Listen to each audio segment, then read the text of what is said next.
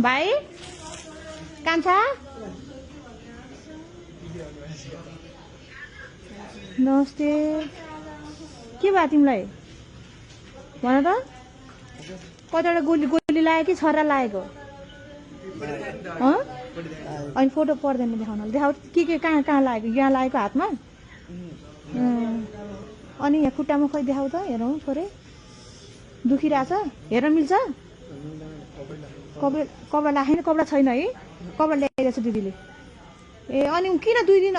कहिले लागेको अनि 2 दिन अघि किन मलाई सम्पर्क नगरे त हजुर कपडा छैन भनेर मलाई हिजो कल गरेको थियो उसले आऊ त भाइ यहाँ आऊ त उसलाई ठिक हुने कपडाहरू यो जुसहरू राखिदिनु उता राखिदिनु साइडमा उसको खोइ त यो यस्तो खालको उतापट्टि लगाइराख्यो कपडा कत्रो ठिक हुन्छ तिमीलाई उसले मलाई बेलुका मलाई कपडा छैन दिदी म हस्पिटलमा छु भनेर कल गरेँ कि अस्ति नै भन्नुपर्ने उसले मलाई यो कुन यो ठिक हुन्छ तिमीलाई हेर त कान्छा ठिक हुन्छ हुँदैन यो कट्टु दुईवटा राखिदिउँ यो ठिक हुन्छ हेर त मोबाइल नचलाऊ यता एकछिन हेर त यो ठिक हुन्छ हुँदैन हेर त ल यो दुईवटा हुन्छ कि सानो अलिक ठुलो हुन्छ यो ठुलो हुन्छ है त यो चाहिँ ठिक्क हुन्छ ल दुईवटा यो है अनि टी सर्ट दुईवटा ल एउटा टी सर्ट त्यो भयो एउटा टी सर्ट यस्तो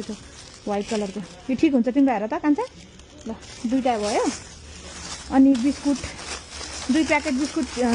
राख्नु उसलाई भाइलाई अनि पानी राख्नु पानी राख्नु है ल अब अरू बिरामी कतिजना छ नि यहाँ ल यो 4 यो डस्टबिन हाल कान्छ यहाँ मात्रै हो तिम्रो नाम के हो कहाँ हो घर भन त रौतहट जिल्ला हो घर ए ल ठिक छ यो कपडा अब भयो नि होइन कपडा फेर्नु अनि त्यसपछि गएर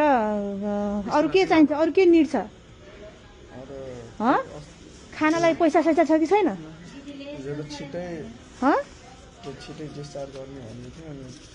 ल 3000 रुपियाँ राख के यसो चियासिया के खानुहुन्छ यहाँ है राख है पैसा राख केही खानुहुन्छ ल हजुर निको भएर मात्रै जाने यतिकै त गर्नु हुँदैन डिस्चार्ज गर्नु हुँदैन तिम्रो नाम के हो भन त कान्छा